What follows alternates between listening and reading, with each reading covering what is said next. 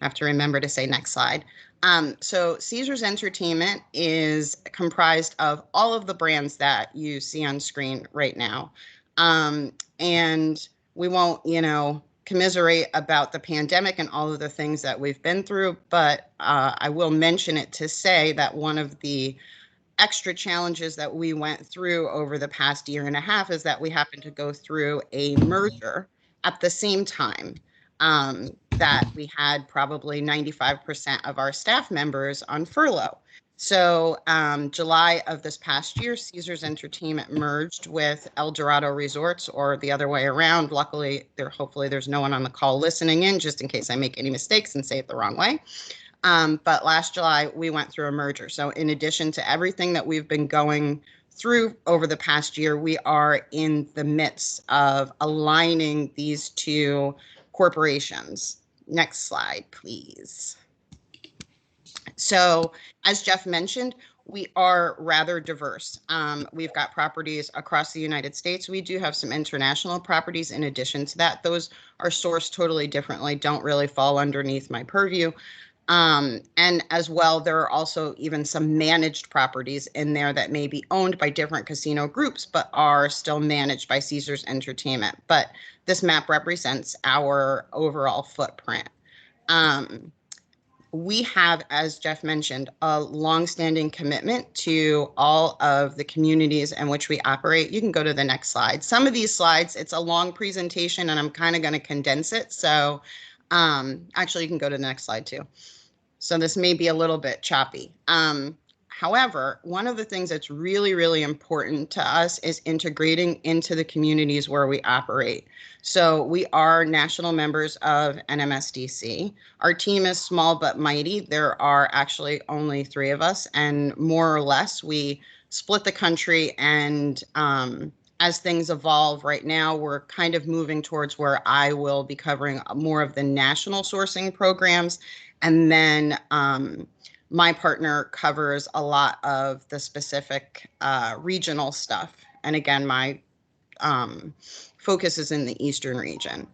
But in addition to our national memberships, we do like to be a part of any of the affiliate membership organizations so that we really integrate into not only the business community, but also on the philanthropic side. And we're going to skip through a bunch of these. So Mark, you'll just keep going because we won't talk about the community partnership stuff. Keep going. Okay, here we go. So you can go to the next slide. Because this is obviously what's most important to you guys. So the actual building of a property is pretty exciting. It's something that hasn't happened for 7 years, other than some of our international properties. So the Danville property that's coming will be the first one that will be built from the ground up. And as I said, Baltimore was the last one. I unfortunately wasn't involved in the actual building of the property and all of the outreach and educational things that go along with that for the community at large, but luckily I'm here for this one. And it's a process. So we've had some community meetings leading up to, obviously, all of the legislative and regulatory things that go into building a property. And towards the end of this year, there will be a huge push, and hopefully you guys will be an integral part of that, and also help me understand, learn the business community and the landscape, so that we can collaboratively work together for opportunities. Yeah, and this is a model that we have replicated throughout the enterprise. Even if we are taking over a property, we generally use the same model, and we do that realizing that the economic health of the community in which we operate makes us more successful too. In addition to that, the focus on local and diverse suppliers helps to make us more competitive, helps to make us more nimble and reactive to things. And, the past year has definitely highlighted that for us. I have to say that in Baltimore, as we were gearing back up to open up, it was our smaller and, diverse suppliers that literally pulled our feet from the fire. So, where some of our larger vendors, if we needed something at a moment's notice because the mayor decided that we had to eat outside versus eating inside, it was our diverse suppliers that were able to provide those services. So we realize the importance of that. And while we are highly regulated, obviously, we're not certain whether or not we'll have actual regulated quote unquote goals. It's important to understand that Caesars operates as if we have goals everywhere. The supplier diversity, let's see, the best way, the way that we buy is a little complicated, but also creates opportunities, great opportunity, in that the supplier diversity team reports to strategic sourcing, and we actually buy at a national, a regional, and a local level, which means that individual properties have their own buying, they have a certain amount of control over what they buy. We also look at things from a regional perspective. So Caesars Virginia would basically fall into the Eastern region and would kind of fall underneath the other properties in the region, which includes Baltimore, Philadelphia, Atlantic City. And I think that's enough because there's several in Atlantic City. So we also look at it from that standpoint. And then again, there are national contracts that, that pretty much span the entire enterprise. Let's go to the next slide. It's going to be a surprise because I didn't print this out. Keep going. Okay. So, and just so you know, Margolette does have a pamphlet that she can send to you guys that really does kind of dig a little bit deeper into the supplier diversity program. And it does have this slide, which pretty much goes over, a representative sample of things that we do buy. I like to say that, the casino industry is pretty cool in that all of our properties are generally open 7 days a week, 24 hours a day. And so you can go in and really take a good peek at, what we buy. Some of the properties, and Caesars Virginia will probably fall under that same category, are almost, like small cities. Depending on the size of the property, whether or not it has a hotel, how many restaurants it has, you're literally talking about,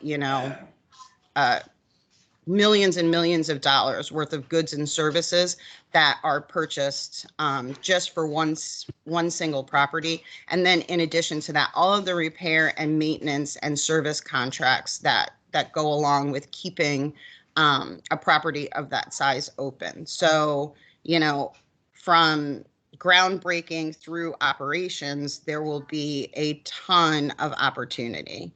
Dollar-wise, people always ask, what do you buy the most of? Obviously, it's entertainment. And so while I like to say we print money in the basement, we don't buy the money. But other than that, we spend our most money on food and beverage. And generally, when they are crafting a property, another thing to think about, as when we go through the timeline, you'll see how much time you have to think. But one of the other things that we do like to do is bring in a local flavor to those properties. So there usually is an opportunity for local restaurants in the area to, bid for opportunities within the building. When we built Baltimore, it was pretty exceptional in that we had a marketplace with six slots initially. And all of those slots were basically mini takeout restaurants that were local to Baltimore. And again, that's something that generally happens across the enterprise. The last one that I was involved in that I was pretty proud of was a restaurateur out of New Orleans who wanted to expand his footprint in the South and actually has a food truck that started last week in Bossier City. So it's something that, you know, our development team continually looks at. So that's another area of opportunity that may not necessarily fall under my purview, but I think you might want to know about. Let's go to the next slide. Let's see what we got coming up next. So these are the items that we most frequently source. And again, as I said, as you can see, the top of the list is a lot of food items. Bakery items, obviously, big deal. General supplies, laundry and dry cleaning. Caesars Virginia will have a hotel, so there will be a lot of opportunity there. Vending, as I said, repairs and maintenance. Print is generally a national program, but last minute and special projects usually require that we have someone local. And then for on the print end of things, what also falls underneath that is large scale format printing. We tend to wrap a lot of walls and do a lot of last minute signage and things like that. Landscaping, obviously a big deal. Transportation services, while over the past year that has clearly fallen off quite a bit, that is a large area of spend. Equipment rental, and obviously facility services, like I said, keeping the building running. Let's see, next slide. I want to get through this as quickly as possible so you guys can ask questions. Supplier qualification, so you can go ahead to the next one. So obviously the number one thing that we look for, and like virtual school's ending, so if you hear some noise, sorry.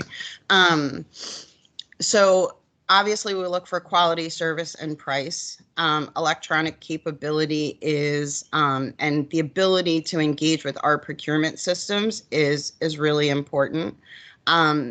Ability to meet our insurance needs, depending on the category, those vary, and it's kind of hard to, you know, say what they are like in a forum like this, but that's also very important. And probably the biggest thing that the biggest challenge and the biggest thing is to meet any of our regulatory requirements or applicable licensing.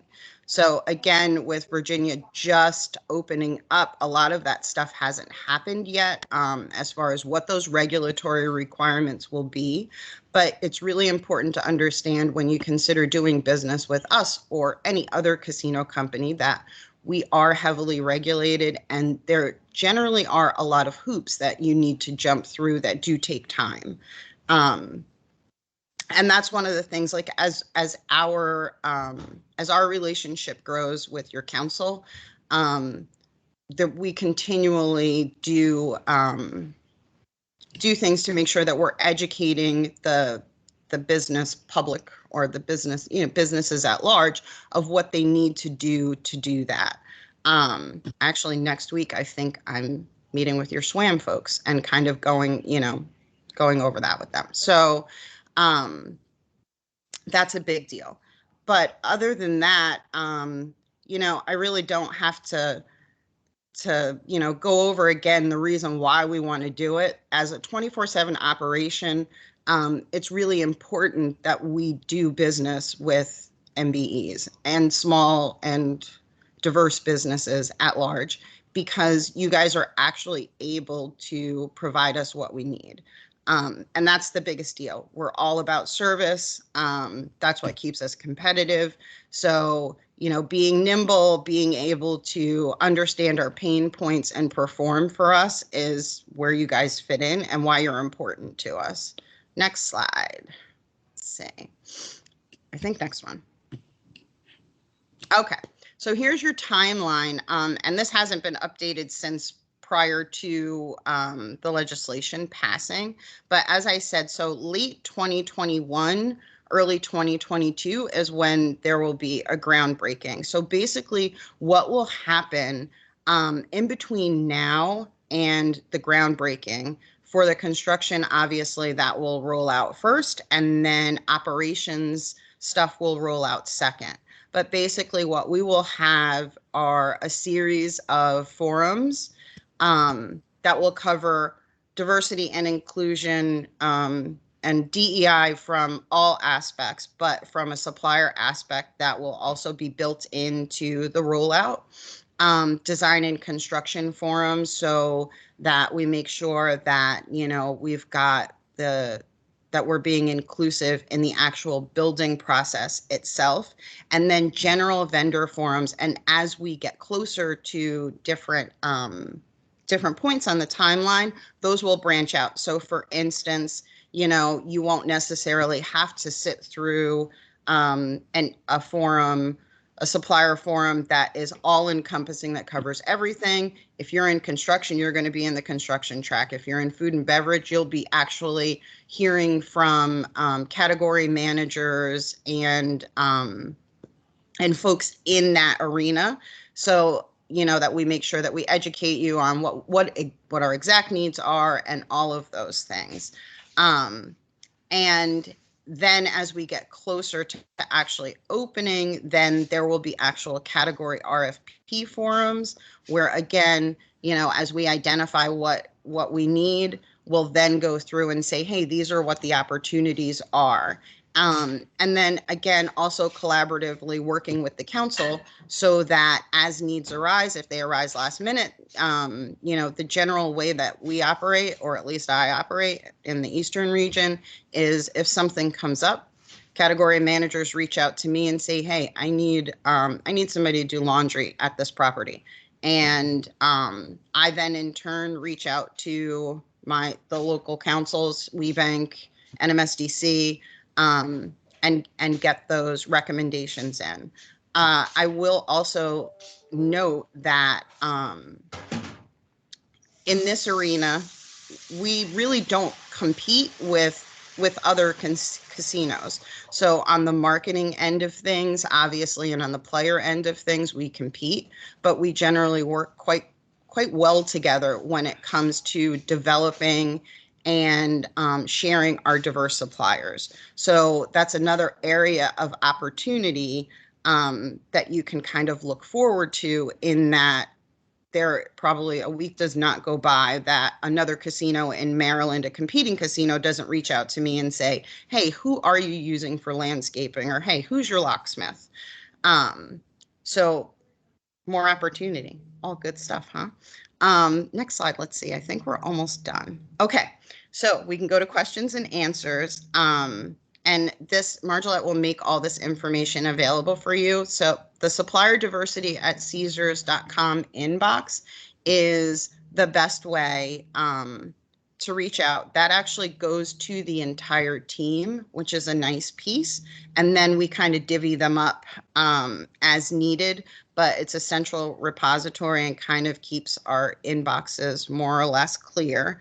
But as we move forward, you guys will probably end up with my email address and the cell phone, all that good stuff.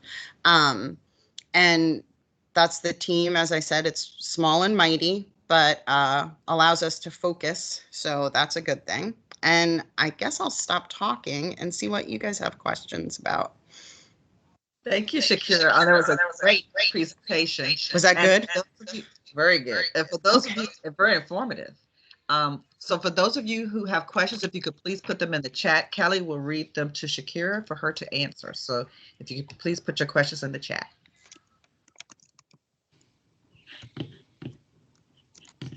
No questions, because I was so good. So good. Oh, no, the questions coming. Oh, I know they're coming. I know. Okay, we have a question. Is there a formal registration process? Yes, there is. And actually, now you're reminding me of something that I should have fixed on there.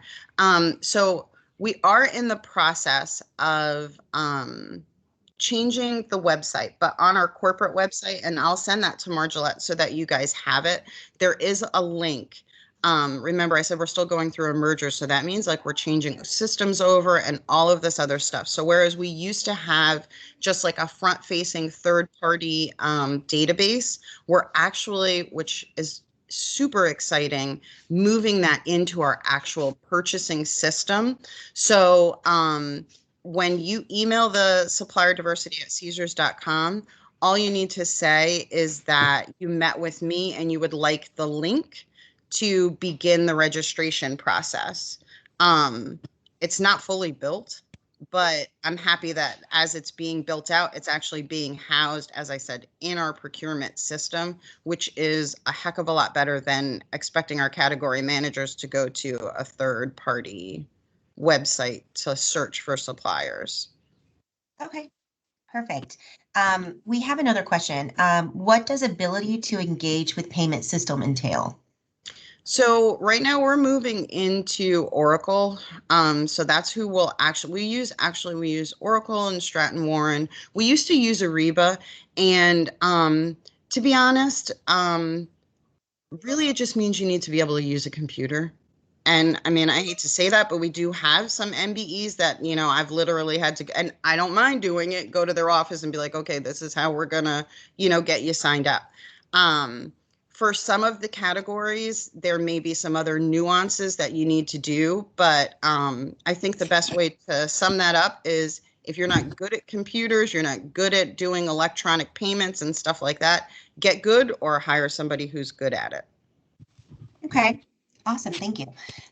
Next question is, you mentioned a bakery need and local flavors. Are you still interested in bakeries that are not local? Is there a tasting as part of the process, or?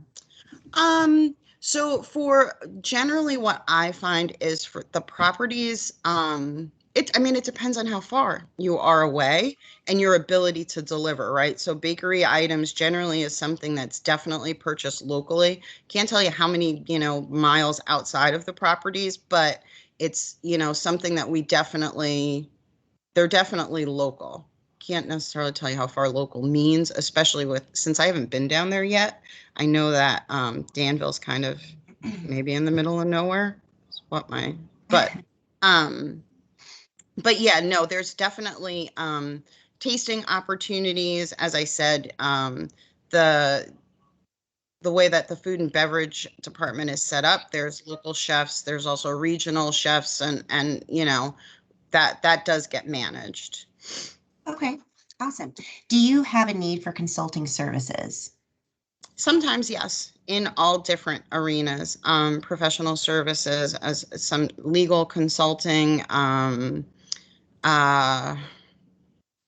HR consulting, yes, and yes. Some things, again, as I said, are, you know, maybe a national program, but I have seen sourcing for locally and regionally for consulting and professional services. Okay. Generally, like public relations is another one too, that usually is local, because we look to, as we move into an area, you have to realize we're all implants. At this point in time, I would technically be an implant to Caesars, Virginia. I don't live there. I don't know anything about, you know what I mean? So a lot of those things are driven locally. Okay. What's the capacity of laundry need? That I don't know yet. Okay. Because I'm not sure how large the hotel will be. Okay. Do you provide sexual harassment or sexual assault training for your employees? We do. Okay. Usually I believe that one is national. Mhm. I have seen some, again, like some local stuff that's been brought in, but more than likely that would probably go through national. Okay. Does Caesars Virginia have a minority spend goal for goods and services? As of right now, no. But as I said earlier, generally the way that we like to operate across the enterprise is we operate as if we do. So, you know, we've got, this is probably the wrong number, but I think 9 regulated markets where we do have somewhat of a goal. And it ranges from no actual set number goal, where we just submit a diversity plan, on upwards of, you know, in some areas 25% or something along those lines. So the way that we operate from a national perspective is to make sure that in every jurisdiction that we operate, we're operating under those auspices. So that way we're always covered, right? Mm-hmm. Great. Okay. Will there be opportunities to, wait one second.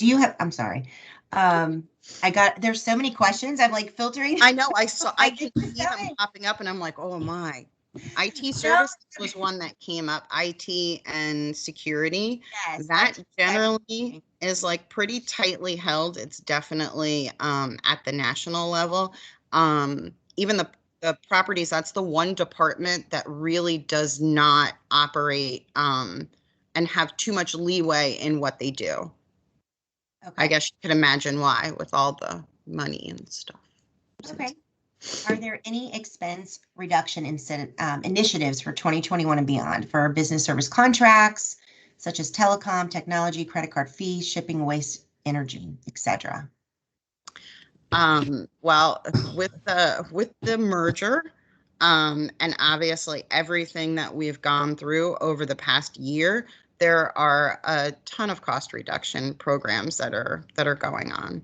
And the other piece to that, as far as cost reduction, and also the third part of my title, we're also very, very focused on our sustainability efforts, and how that allows us to not only, get our stuff in line as far as us being sustainable, but also, from a cost savings perspective. Okay. Thank you. Let's see. Will there be a need for staffing services? Potentially, yes. Over the past several years, this is not just pandemic wide. We have had a reduction in our overall staffing needs. We did have a managed service provider that covered that for us. And generally, so we would then slide any local staffing companies up underneath the managed service provider. I'm not really sure where that stands because, as I said, we haven't really had that need. But once things get up and running, we generally do. And those come in the form of, and Caesars Virginia would probably fall underneath us because it is going to be more of a resort, temporary staffing needs for events, and so forth and so on. Okay, great. Thank you. So we have a few questions remaining that we're not going to get to, unfortunately, but what we can do is we can email you the question, Shakira, and then we can send an email to the group to let them know. Yeah, that sounds good. We can go through all of that. And again, guys, don't worry. This won't be like the last time you'll be hearing from me. It's actually my job to talk to you guys. So Thank you. We'll have plenty of time to spend together. Great. Thank you so much for answering those questions. Hey, Margolette, if I'm done with questions, and I apologize because generally I do like to stay on for meetings, but I did have one that was added on by the senior management team, so I'm going to hop off, and I apologize because normally I would stay in case there was time for more questions, but Margolette does have my my information, so she can send out my email address, and I'm more than happy to, we can even set something up later on for more time. But Wonderful. I'm going to hop off, guys. Thank you so much, Shakira, for your time. You're welcome. Thank you. You guys can talk about me now. Thank you. We appreciate it. That was all great. You did well. You did well. All right. Thanks so much. Thank you. Thank you. All right. So next, we're going to turn things over to Vincent Tucker. He will introduce our MBE Spotlight. Vincent?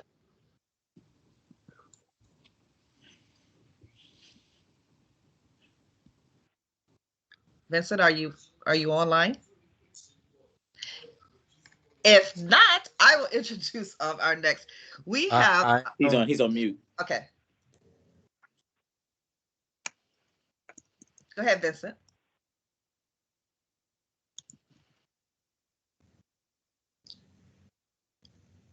Can you hear me now? Yes. All right. Good morning, everyone, and thank you. Thank you, Shakira, for so much information and the upcoming opportunities right here in the Virginia market and beyond. I would like to introduce you to our MBE Spotlight, Kenan Otis. He is a native of Washington, D.C. In 2017, Mr. Otis founded and has grown Trident Light Medical, a small business situated right here in the Commonwealth of Virginia. So, Kenan, please share with us your insight as a Navy vet and your strategy going forward. Thank you, sir. Great. Thank you, Vincent. Can you guys hear me? Yes. Yes, we can. Oh, you can. Okay, great. Yeah, great. Thanks so much, Vincent. I do appreciate it. Thanks for the introduction. Thanks to as well to the CVM SDC Ring leadership for this opportunity, just to kind of share what we've got going on here at Triton Light Medical. As Vincent had pointed out, my name's Kenan Artis. I've been a resident here here in the Commonwealth for the last 17 years now, and a native of Washington, D.C. What I'd like to do is just kind of take you all through a mini case study that kind of came about quite a bit by surprise. I was catching up yesterday on the phone with Vincent. He called to ask if, we would like to have this opportunity to share what we're doing at Triton Light. And I thought to myself, well, gee, I'm not sure I've got 5 to 7 minutes of anything to say. I shared that with my wife, and after the eye roll from her, I got back to working on what I'm going to share with you here today. Vincent and I were kind of trading stories, and I was benefiting from a lot of his experiences and his wisdom about how he goes about running his business and some of the history and the like. And I was sharing with Vincent some of the things that were going on here with Triton Light Medical. Is one thing in particular that had popped up, and he thought that, gee, that would be a great topic for you just to kind of share at a top level with the Ring Group. It's the whole idea of the importance of diversifying. Now, the important thing here is that this is, we all have talked to someone or studied the idea or heard about the idea and the importance of diversifying, whether it's a business or a service. But this was a great opportunity. Well, is a great opportunity for me to actually experience it. Before I get into this case study, this mini case study, it's important for you just to kind of understand Triton Light Medical and sort of our approach to the market and our approach to business, actually. My overall vision 5 years ago when we started Triton Light Medical was to establish a business that was quasi-indispensable, primarily in the medical services field, right, in the healthcare field. I wanted to build a system versus just kind of being a distributor of stuff and going from one sort of sale to the next, but rather to build a system, one that sort of lasted and, as I'd said before, became an indispensable asset to a lot of our customers. That idea really was born out of some experience that I'd had corporately, but then also in reading a book, which I strongly recommend a lot of you all to read if you've not, particularly some of the smaller MBEs. And the book is The E-Myth Revisited. I see a couple heads nodding, but if you have read it, it's a great book. If not, I strongly recommend it. The whole idea behind the E-Myth Revisited is treating your business, thinking about and working on your business globally versus working in your business as kind of a subject matter expert or what have you. So how do you build these systems and approaches to driving your business in such a way that that you're working on the business and you're not mired down in the day-to-day things and working in your business. So with that as just kind of background, Margolette, if you could show the first slide, I'd appreciate it, please.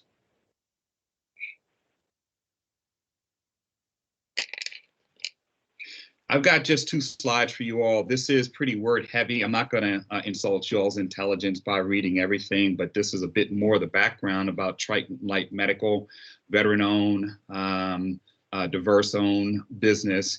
A couple of key contracts we've got in place, as well as some key credentials, one of which, of course, is the CVM SDC credential, which presumably all of the MBEs listening today have. Those are critical, right, to our approach to the market And in the next slide, I'll share with you a bit why.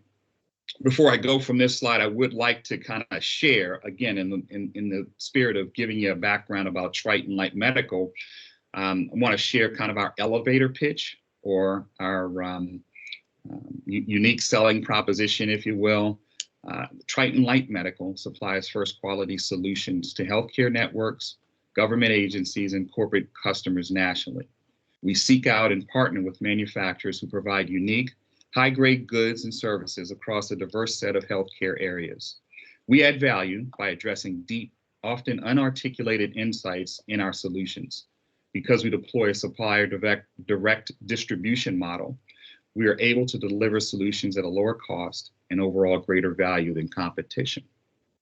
Marjola, if you could go to the second slide, please, I'd appreciate it. This kind of gets a bit into the meat of what I wanted to discuss here. This is a, again, after talking with Vincent yesterday and thinking about how to approach sharing this mini case study, what I did is I took this sort of different slice or different look at the business. And these represent the areas where Triton Light Medical compete, right? We supply capital goods and we supply healthcare services as well. We started starting at 12 o'clock with surgical instrumentation. Think about surgeries that, typical surgeries that are performed in a healthcare network. That's where we started. So we were very clearly and soundly focused in only healthcare networks, and more specifically among surgeons. We would import surgical instruments, or we do import surgical instruments from Germany, and sell them initially only to the Department of Veterans Affairs. As a veteran-owned business, that is one of those key credentials that I talked about on the previous slide. We found our way, stepping back here just a second, folks have kind of taken a look at this or had a conversation with me about what we do, and kind of came away at the conclusion, gee, you guys are a little disjointed, right? You're everywhere. You're sort of a jack of all trade and an expert in none. And I pushed back on that just a bit. And this little mini case study, I think, really kind of underscores some of the thinking that went into why we are in so many different areas. Beyond surgical instrumentation, my apologies, beyond surgical instrumentation, we grew our way into other areas, medical carts and endoscope drying cabinets, medical grade refrigerators and the like. And that grew at a tremendous pace and became a very, very important part of the business over the years. Emergency response, often we get the, well, why are you a member of CVM SDC? They're on a whole lot of hospital or healthcare networks, and is that time or whatever well spent? Well, we also supply things that are relevant to and useful to supporting corporate entities, as well as smaller municipalities and governments, right? Our AED program management, auto chest compression systems and the like, which is a new technology that performs chest compressions during cardiac emergencies. And then just kind of going around clockwise around the circle there, these are the things and the areas that we supply.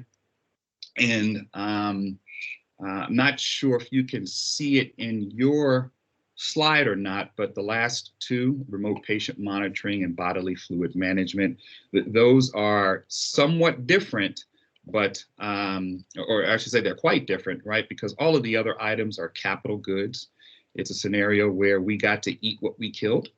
If we didn't go out and actively sell a endoscope drying cabinet, as an example, at 1 o'clock, or a medical grade refrigerator or freezer, then we don't eat.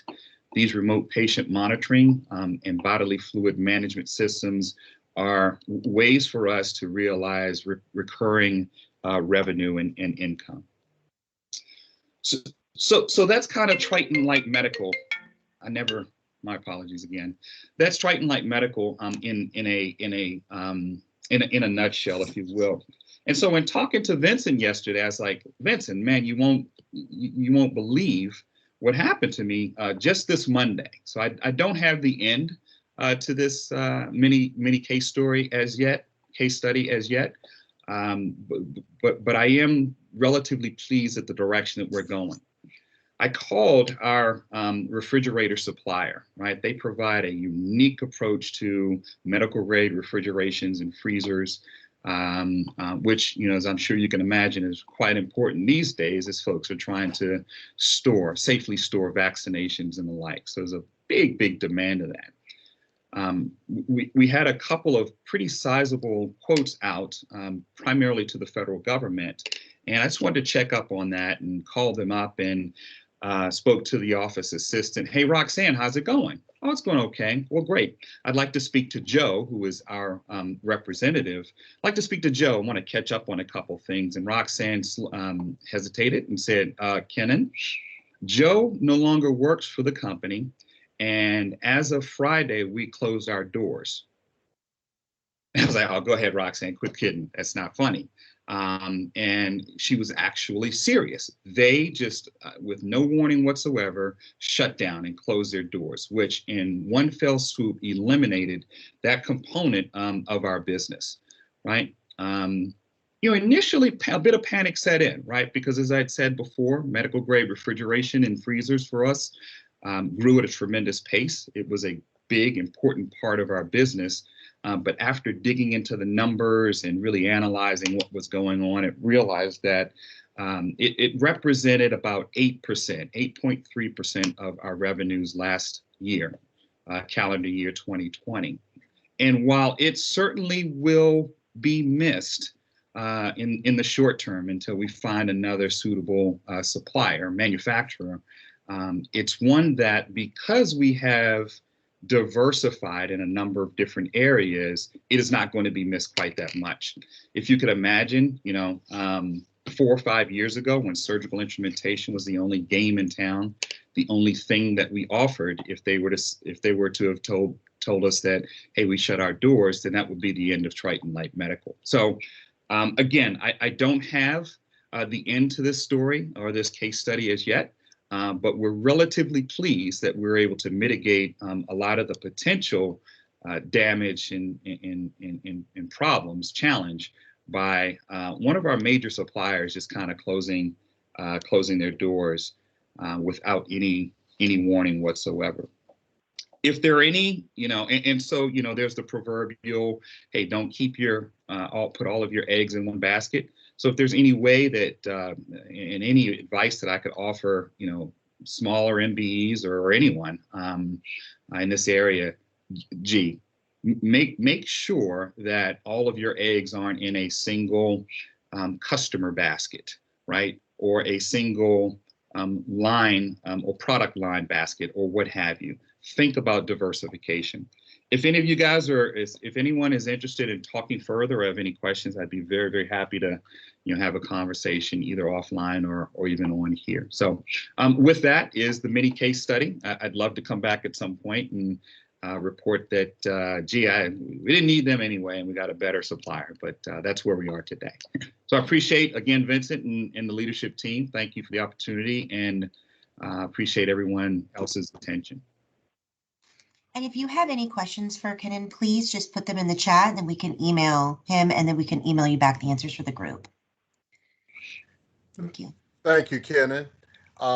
Next on the call will be Lasagna Berry. She is our MBEIC chair that covers all 3 states, and she's going to give us an update. Lasagna, are you on? Thank you. Good morning, everyone. I know we've been here for a while, so don't worry. I'm going to make this quick. So like they said, I represent CVMSDC, I guess you can say, at a national for MBIC, but I don't do this by myself.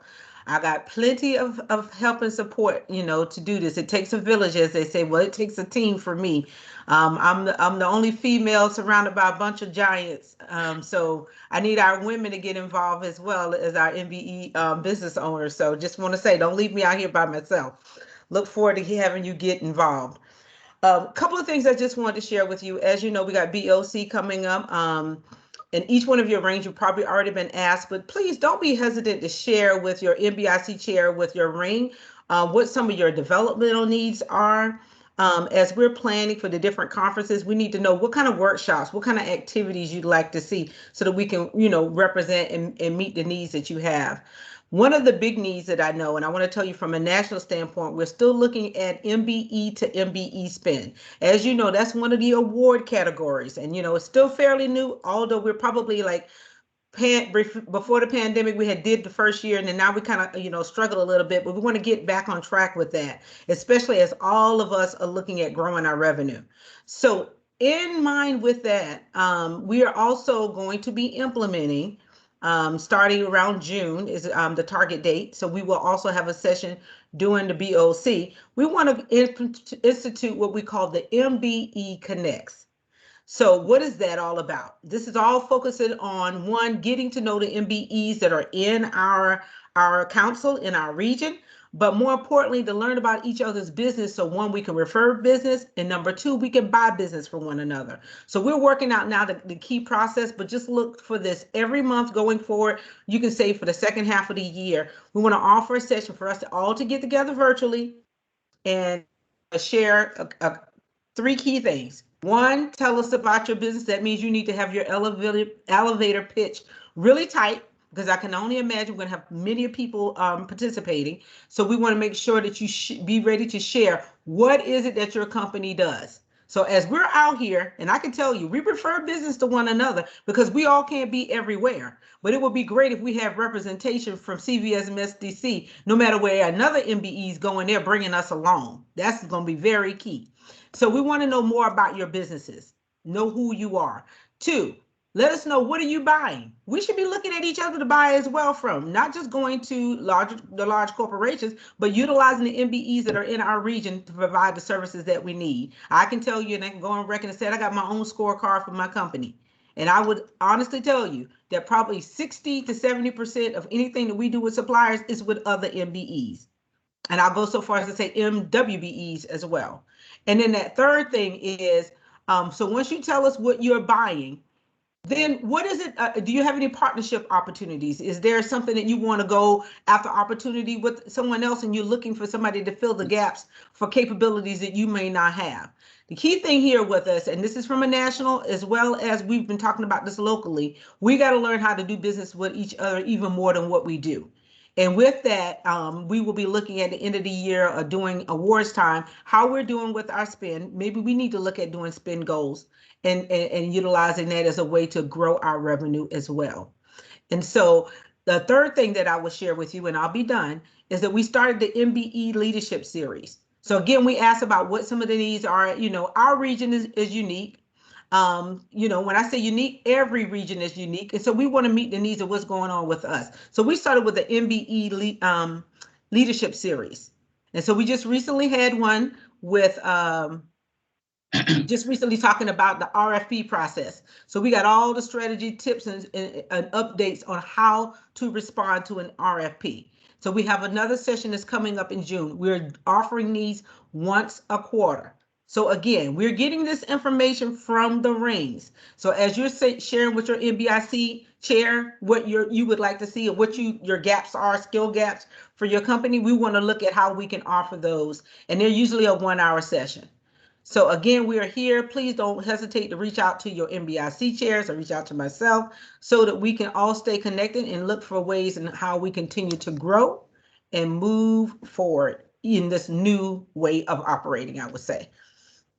That's it. Thank you, Lasagna, for the insight and the update. I really appreciate it. Next, and very quickly, because we're running out of time, I want to introduce you to Larry Jones, who's in charge of corporate services here in the Virginia market. Larry, can you please give us an update on what you found out there? Sure. Thank you very much, Lasagna. Great update. I know Lasagna brought up a good point. I had it in my notes here, the power of MBE to MBE search. That is amazing right there, what you can do with each other. I'd like to thank Shakira for a really good presentation about the casinos. I'm sure there's a lot of great opportunity. Kenan, great opportunity from your company as well, too. We have a lot in common. We're both the military veterans and a product of Washington, D.C., so we'll probably chat later on. Just a couple of updates. We've had meetings all the time from corporate services, and we just had a really good meeting with NASCAR. They're national partners, but they're really starting to make an influence in the footprint of the Carolina and Virginia. And in our backyard, there's a Richmond Speedway right in our backyard racetrack. Another one of our corporate partners is Virginia Natural Gas, right in the Virginia Beach area. So that's really good. Most of us, we think of Virginia Gas once a month when that bill comes in. It's right on the envelope. So important, and we're hoping great opportunities come with that as well. Greg and I are really busy with the matchmaking that is going on right now, ongoing on the 19th, and we're trying to get everything together for the corporate partners. And just to keep in mind that we provide the corporate partners what their needs are, but they have the final say so in who they decide to matchmake with. And the last thing right here is we're also getting ready for our BOC conference, which goes from 2 to 4 August this summer. It's going to be on a virtual platform like always because of the pandemic. And again, thank you for being here. And one more thing too, today's attendance was almost 55. I think it was 53 to 55. So thank you for attending. That's good stuff. Greg, did you have anything real quick? Anybody else? I think Greg's on mute. What I was saying was so profound too, but you know, I'll try to see if I can recapture that. No, I'm just kidding. One other corporate partner that we brought on too during this time was Cristo Rey Richmond High School, and they are we had Cristo Rey in Charleston, which they will not be doing operations at this point, but they recommended us to the Richmond Richmond High School, and they do have opportunities. So we're working with them now to understand exactly what opportunities they have. We'll bring that back to you. And Larry talked about matchmaking. We have another matchmaking coming up with the BOC August 3rd. So you'll hear a lot more about that one, as well as, of course, we have sponsorship opportunities. You'll hear more from us around sponsorship, both at the MBE level as well as the corporate partner level. So we look forward to connecting with each of you. All right, sounds good.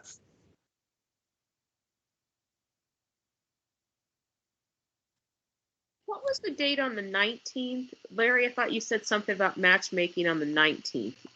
Yeah, it's a matchmaking event on the 19th of May. Mm-hmm. Okay, thank you. You're welcome. If there are no other questions, we're just about at the top of the hour. Were there any last minute comments? I want to give a shout out to Thomas Bowles out there. Good to see you, my friend.